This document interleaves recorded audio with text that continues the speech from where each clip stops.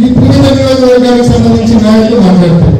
వీళ్ళు కూడా మాట్లాడేది వీళ్ళ అధికారంలోకి వచ్చినాక ఈ 2 నెలల్లో పులివెందులకు కన్నం వేసేసినారు. మొత్తం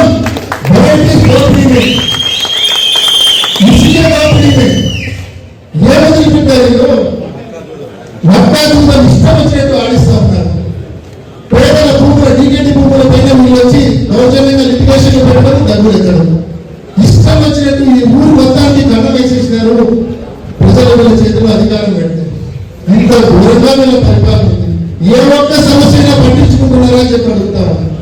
అరటి చెట్లు రిపీటెడ్గా పడతా ఉన్నాయి. నిర్మల్ మండలంలో, వేముల మండలంలో, సింహాద్రి మండలంలో, వేపల మండలంలో అరటి అపారమైన నష్టం ఉంది.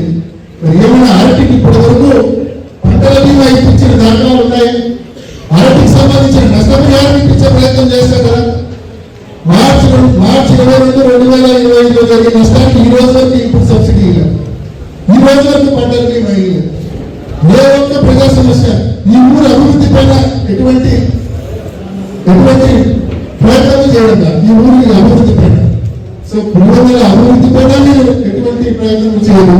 ఈ నియోజకవర్గంలోని ప్రజలకు, రైతాంగానికి మేము చేసే విషయంలో ఎటువంటి ప్రయత్నం చేయరు. కేవలం జగన్మోహన్ రెడ్డి గారిని తిరిగితే రాజకీయంగా మీకు పదవులు వస్తాయని ఒక భ్రమలో, ఒక భావనలో మీరు బతుకుతా ఉన్నారు. కానీ మీరు మాట్లాడిన ప్రతి మాట మాలో కసిగా రగిలించే, మీ మాటలు ప్రతి మాటకు జవాబు చెప్పే కార్యక్రమం తప్పకుండా జరుగుతుందనే విషయాన్ని కూడా మేము మనం చేస్తున్నాం. నోరు ఉంది కదా అని చెప్పి నిన్న మాట్లాడినాడు బిడ్డకి ఎంత మాట్లాడితే మాట్లాడే వాడు వీడు లెవెల్లో మాట్లాడినాడు. నీ గురించి అలా మాట్లాడడానికి నాకు తెలిసే చెప్పు. నువ్వెంత, నీ బతుకెంత, నీ ఊరు కన్న వేసి ముగ్గురు దొంగతనం చేసి బతికేవాడు నువ్వు, ఇసుక దొంగతనం చేసి బతికేవాడు నువ్వు జగన్మోహన్ రెడ్డి గారి గురించి నోటు వచ్చి మాట్లాడేవాడుగా. నోరు జాగ్రత్తగా పెట్టుకో. మాట్లాడడం మొదలు పెడితే మేము అధికారంలో ఉన్నప్పుడు నువ్వు ఎమ్మెల్సీగా ఉన్నావు. అప్పటికే నువ్వు ఎమ్మెల్సీగా ఉండి ఢిల్లీకి వచ్చినావు, విజయసాయి రెడ్డి గారి ఇంటికి వచ్చినావు. ఏమైనా ఎందుకు వచ్చినావు నువ్వు చెప్పాలి అందరికీ. ఆయన వచ్చింది ఎందుకంటే ఆయన ఎమ్మెల్సీ పదవిని నేను అమ్ముకోవడానికి సిద్ధంగా ఉందా, నాకు 12 కోట్ల రూపాయలు ఎవరైనా ఇవ్వండి, ఎమ్మెల్సీ పదవిని అమ్ముకుంటానని చెప్పి ఢిల్లీకి వచ్చినాడు. జగన్మోహన్ రెడ్డి గారు అట్లాంటి పనులు అయింది, వాళ్ళంతా మనం తీసుకోమని చెప్పి జగన్మోహన్ రెడ్డి గారు తిరస్కరించినారు. అతను 12 కోట్లు పెట్టి ఎమ్మెల్సీ పదవి డిజైన్ చేసుకొని మీరు ఆలోచించుకొని మీరు కావాల్సిన తీసుకోండి, నేను అమ్మేసుకుంటాను ఆ పదవి. అదేవిధంగా ఆ తర్వాత మీరు జాయిన్ చేసుకుంటే వైసీపీలో చేరుక, మీరు జాయిన్ చేసుకోకపోతే నేను రమేష్ను పట్టుకొని నేను బీజేపీలోకి వెళ్ళిపోతాను అని చెప్పి మాటలు సాయిరెడ్డి గారు చెప్పినాడు. జగన్మోహన్ రెడ్డి గారు మరో చెప్పినాడు. ఇదే బతుకు పదవులు అమ్ముకునే దౌర్భాగ్యమైన బతకాలి. ఈ రోజు అతను వచ్చి మళ్ళీ పెద్ద మాటలు మాట్లాడుతూ ఉన్నాడు. నీచమైన బతుకునేది నువ్వు కన్నా మళ్ళీ నేను నీ పార్టీ మంది నీకు ఏదైనా కట్టబెట్టా కూడా మళ్ళీ వైసీపీ అధికారంలోకి వచ్చినాక నీ బతికిదే మళ్ళీ పదవి అమ్ముకుంటానని చెప్తావు.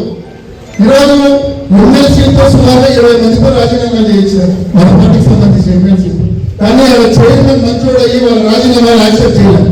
వీళ్ళందరూ కూడా 5 కోట్లు 7 కోట్లు పెట్టి పదవులు కొనుక్కున్నారు. 20 మందితో రాజీనామాలు చేయించినారు.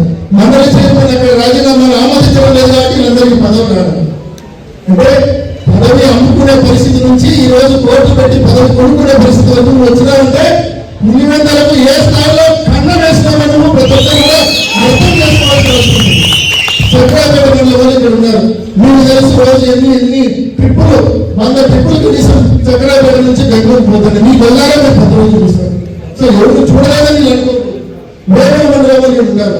ఏ లెవెల్లో ముగ్గురు ఈ వేపల మండలం నుంచి ఏ రకంగా ప్రతిరోజు రాత్రిపూట ఆ టిఫిన్ లెబొరేటరీస్ లో నియమితుల మెన్స్ లో రాత్రిపూట దిగి ఏ రకంగా దోపిడీ చేస్తుంటారో వేరే మండలంలో కూడా గమనిస్తూ ఉన్నారు. సో ఎవరు చూడలేదని మీరు అనుకోవద్దు. ఆయన మాట్లాడాడు పెద్ద విశ్లేషకుడైనా. ఆయన ఏమంటాడు, మనమంట మన ప్రభుత్వంలో ఎవరిని బాధ పెట్టడం కాదు భయపెట్టామంట.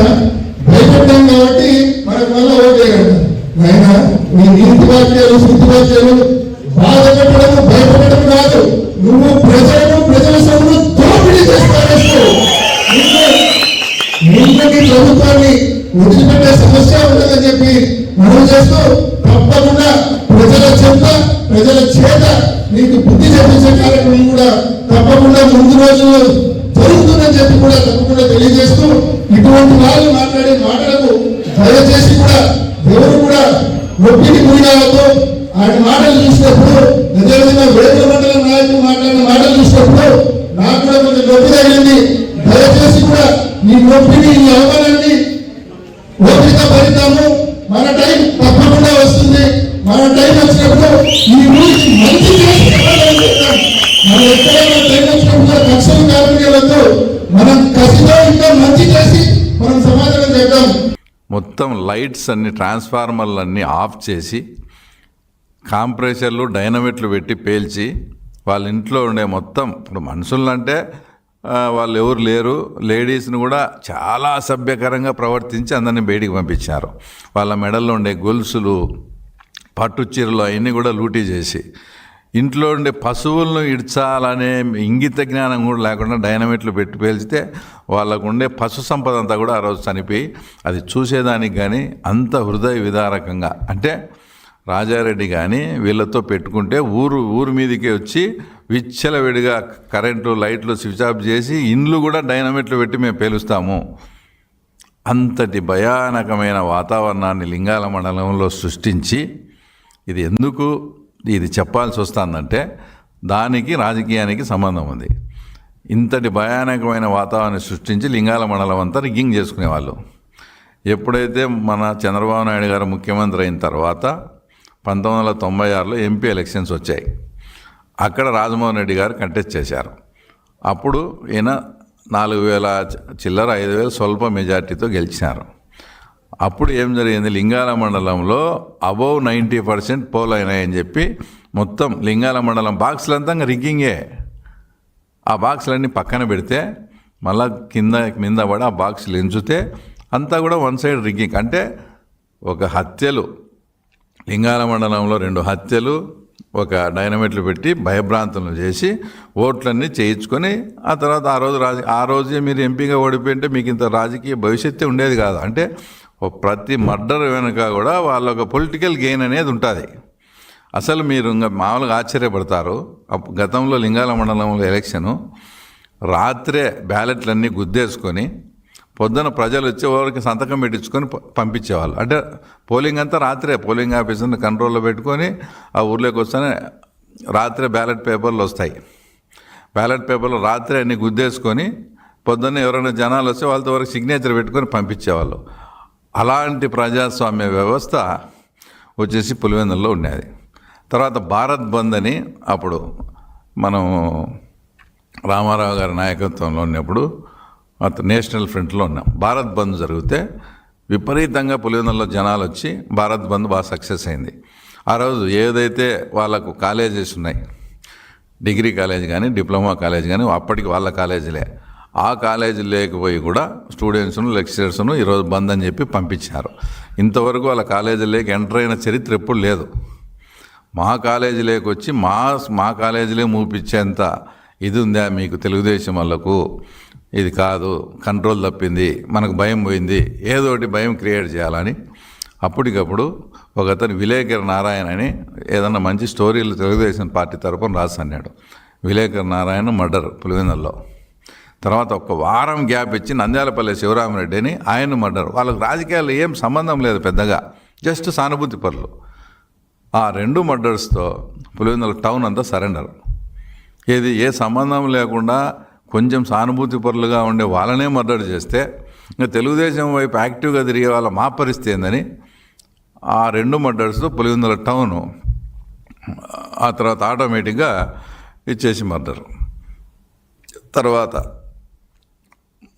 మా మిత్రుడైనటువంటి దేవుడి శంకరెడ్డి రాజలక్ష్మి వాళ్ళ దగ్గర విశ్వప్రసాద్ రెడ్డి అనే అతను మన కీలక మంచి అబ్బాయి, అప్పట్లో బాగా యాక్టివ్గా ఉండేవాడు. అతన్ని కూడా మర్డర్ చేసి ఆ విశ్వప్రసాద్ రెడ్డిని కూడా ఇది చేసినాడు. తర్వాత ఇదంతా లింగాలలో జరిగింది. ఇంకా దారుణమైన విషయం ఏంటంటే తర్వాత తుండూరు మండలంలో ఇనగనూరు అనే ఒక ఫ్యాక్షన్ విలేజ్. దాంట్లో 2 గ్రూపులు కూడా, ఒక గ్రూప్ రాజశేఖర రెడ్డి దగ్గర పోతుంది, ఒక గ్రూప్ రాజారెడ్డి దగ్గర పోతుంది. లేదంటే ఒక గ్రూప్ రాజారెడ్డి దగ్గర పోతే ఒక గ్రూప్ వివేకానంద రెడ్డి దగ్గర, అట్లా మేనేజ్ చేసేవాళ్ళు. వాళ్ళిద్దరినీ కాంప్రమైజ్ చేస్తాము, మీరు పులివెందులకు రండి అని చెప్పి వీళ్ళకు కొంచెం అనుకూలంగా ఉండే వాళ్ళకి హింట్ ఇచ్చి వాళ్ళను కూడా పిలిపిస్తామని ఇనగనూరు నుంచి పులివెందులకు వచ్చే దారిలో వీళ్ళకి ముందే ఇన్ఫర్మేషన్ ఇచ్చి వాళ్ళు అటాక్ చేస్తే 3 మర్డర్లు జరిగినాయి. చూడండి ఎంత దారుణంగా వీళ్ళు ఆ తర్వాత హత్యలకు రాజకీయానికి ముడిపెట్టి, అప్పుడు మళ్ళీ వాళ్ళందరూ జైలుకు పోతే వాళ్ళని జైలుకు పోయి వీళ్ళే కాపాడి వీళ్ళే తీసుకొస్తారు. ఈ ఉండే వాళ్ళతో మళ్ళీ ఇటు సైడ్ మర్డర్ చేస్తారు. లాస్ట్కు 2 వర్గాలు కూడా విధి లేని పరిస్థితుల్లో వాళ్ళకి ఏమి చేత కాక సరెండర్ అయిపోయి ఇద్దరికి ఊర్లో ఏమో కొట్లాడుకుంటారు, వీళ్ళు పిలిచేమో ఆఫీస్ కాడికి 2 వర్గాలు ఉంటాయి ఆడ, మళ్ళా ఊరికి పోతే మళ్ళీ కొట్లాడుకుంటారు. అట్లాంటి వాటిని కూడా ఒక నాయకత్వం వహిస్తూ ఇంకొక నాయకత్వం వహిస్తూ 2 గ్రూపులను మెయింటైన్ చేసుకుంటూ, అలాంటి 2 ఫ్యాక్షన్ విలేజ్లో 2 గ్రూపులు మెయింటైన్ చేసిన తర్వాత నీకు ఓటింగ్ వస్తే పొద్దున్నే ఓటింగ్కి రానిచ్చేది లేదు, ఏం లేదు, రిగ్గింగ్ చేసుకునేది. ఆ రకంగా వీళ్ళు రాజకీయంగా స్టెప్ బై స్టెప్ వచ్చేసి ఎదుగుతూ వచ్చి ఉన్నారు. ఇదంతా రాజశేఖర రెడ్డి గారి స్టోరీ. ఇంకా మన జగన్మోహన్ రెడ్డి దగ్గరికి వచ్చేటప్పటికి వాళ్ళ ఆయన ముఖ్యమంత్రి అయినాడు. ఇంకా ఈయనకు అప్పుడప్పుడే ఇది ఉంది. గుట్ట మీద మా అందరికీ బాగా తెలిసిన వ్యక్తి ఎరికెల మహేష్, అంటే క్యాస్ట్ ఎస్టీ. ఆయన నగరిగుట్ట మీద ఆ ప్రాంతంలో బాగా మంచి ప్రజాదరణ, ఆ ప్రాంతంలో అంత తెలుగుదేశం పార్టీ గట్టిగా ఉంది. అప్పుడు ఈయనంతా బెంగళూరు బేస్డ్ జగన్మోహన్ రెడ్డి. నేను బెంగళూరుకి పోయి వచ్చేటప్పటికి ఎరికెల మహేష్ కానీ చంపుతారా లేదా అని అల్టిమేటం ఇచ్చిపోతే ఇమ్మీడియట్గా ఒక వారానికి ఎరికెల మహేష్ను దేవిరెడ్డి శంకరెడ్డి ద్వారా అది చంపడం జరిగింది. దాని తర్వాత ముఖ్యంగా జగన్మోహన్ రెడ్డి, మీరు చూసే జగన్మోహన్ రెడ్డి, మాకు తెలిసిన జగన్మోహన్ రెడ్డి ఏంటనేది ఈ రాష్ట్ర ప్రజలకు ఒక చిన్న ఉదాహరణతో చెప్తా, అతని మనస్తత్వం ఏంటో. ఆ ఎరికెల మహేష్ అనే అతన్ని చంపిన తర్వాత మళ్ళీ 6 నెలలకు 9 నెలలకు ఆ మహేష్ వాళ్ళ తమ్ముని కొడుకు ఉదయ్ అని జస్ట్ 19 years, వాళ్ళ ఫ్రెండ్ సాకే రామాంజలి 20 years, వాళ్ళు కూడా ఇబ్బందిగా ఉంది, మా పెదనాయన చంపిన వాళ్ళని మేము చంపుతామని వాళ్ళని అన్నట్టు ఇదంతా క్రియేట్ చేసి వాళ్ళని కూడా మర్డర్ చేయాలని ప్లాన్ చేసుకున్నారు. సరే, ఏదైతే ఇప్పుడు వివేకానంద రెడ్డి కేసులో అనుమానితునిగా చనిపోయిన కువైట్ గంగాధర్ రెడ్డి అనే వ్యక్తి ఆ రోజే దేవిరెడ్డి శంకరెడ్డి అతనితో కోర్టు ఆపరేషన్ చేసి ఆ ఉదయ్ అనే అబ్బాయిని సాకే రామాంజలను వేరే వాళ్ళ ద్వారా ఈ కువైట్ గంగాధర్ ద్వారా పిలిపించి వాళ్ళకు బీర్లో ట్యాబ్లెట్లు వేసి బీరు దాపి వాళ్ళు అన్కాన్షియస్లోకి వెళ్ళిపోయినారు. ఆ టయానికి జగన్మోహన్ రెడ్డి వీళ్ళ నాలెడ్జ్ లేకుండా పులివెందులకు వచ్చాడు. జగన్మోహన్ రెడ్డి పులివెందుల్లో ఉండగానే ఇది చేస్తే మళ్ళీ జగన్మోహన్ రెడ్డి తో మళ్ళా చెప్పకుండా చేశారంటారని వాళ్ళు ఇన్ఫర్మేషన్ని జగన్మోహన్ రెడ్డికి పాస్ చేసినారు. నువ్వు ఈ టైంలో ఎందుకు వచ్చావు, మేము ఇట్లా పని పెట్టుకుని వాళ్ళు అన్కాన్షియస్ అయిపోయినారు, మేము వాళ్ళిద్దరిని వేసేయాలా, నువ్వు ఎందుకు వచ్చావు అంటే ఏందిరా ఇట్లా చేసినారు, ఉండండి నేను పోయినంతవరకు చేయొద్దండి, నేను గ్రీన్ సిగ్నల్ ఇచ్చినాకనే చేయండి అని చెప్పి యాక్చువల్గా ఆ రోజు ఇడుపులపాయలో నైట్ హాల్ట్ ప్రోగ్రామ్, ఆ ప్రోగ్రామ్ కూడా క్యాన్సిల్ చేసుకొని హుటాహుటిన బెంగళూరుకి పోయి మళ్ళీ బెంగళూరులోనే ఇబ్బంది అని బెంగళూరు ఎయిర్పోర్ట్కి పోయి ఢిల్లీకి ఫ్లైట్ టికెట్ తీసుకొని నేను టేకాఫ్ అయిన తర్వాత మీరు చేయండి, మీ టయానికి నేను జర్నీలో ఉండాలా, నాకు ఎలిబీ కావాలని చెప్పి ఈయన ఢిల్లీకి పోయి టేకాఫ్ అయ్యి అక్కడ వాళ్ళ పిఏకు సమాచారం వస్తానే సారు టేకాఫ్ అయినాడని. ఇక్కడ వీళ్ళు ఆ 2 అబ్బాయిలను మనిషిని మర్డర్ చేయొచ్చు, ఇది కసి ఉంటేనో ఏదో జరుగుతుంటాయి, కానీ అతడు సినిమాలో చెప్తారు చూడు, ఆ మర్డర్ ఎంత వైలెంట్గా ఉండాలని. ఆ టైపులో 2 పిల్లలను 2 గొంతులు కోసి సపరేట్గా మొండెం ఒకటి, తల ఒక చోట, మొండెం ఒక చోట పెట్టి, ఇంకా తెలుగుదేశం పార్టీ జోలికి వస్తే ఎవరి చావైనా ఇంత భయానకంగా ఉంటుంది అని చాటి చెప్పే విధంగా 2 గొంతులు కోసి ఒక బ్రిడ్జి కింద వేసినారు. మొండెం ఒక చోట, తల ఒక చోట. 2 అబ్బాయిలను 20 years. అప్పుడు జగన్మోహన్ రెడ్డికి చెప్పినప్పుడు నువ్వు ఈరోజు శాంతిదూత మాదిరి, తర్వాత మదర్ తెరీసాకు అన్న మాదిరి మాట్లాడుతున్నావే. రే చిన్న పిల్లలు వాళ్ళ నాయనతో ఏదో పోయింది, ఎందుకు ఆ పిల్లల్ని అట్లా చేస్తున్నారు, వద్దు ఇంటికి పంపిండి అని చెప్పాలన్నా? నువ్వు ఇడపలపై నుంచి బెంగళూరుకి పోయి ఫ్లైట్కి పోయి వాళ్ళిద్దరినీ గొంతులు పోయమని చెప్తావా? అంటే ఇంత ఇది పులివెందుల్లో ప్రత్యక్షంగా వాళ్ళు ఇప్పుడు అక్కడ ఉన్న వాళ్ళు కూడా ఇక్కడ ఉన్న వాళ్ళు అక్కడ ఉన్నారు. అంత జరిగిన ఇంత ఘోరాతి ఘోరంగా వచ్చేసి జగన్ రెడ్డి ఆ ఇద్దరు పిల్లలను చంపిన ఘటనలో పరోక్షంగా అతనే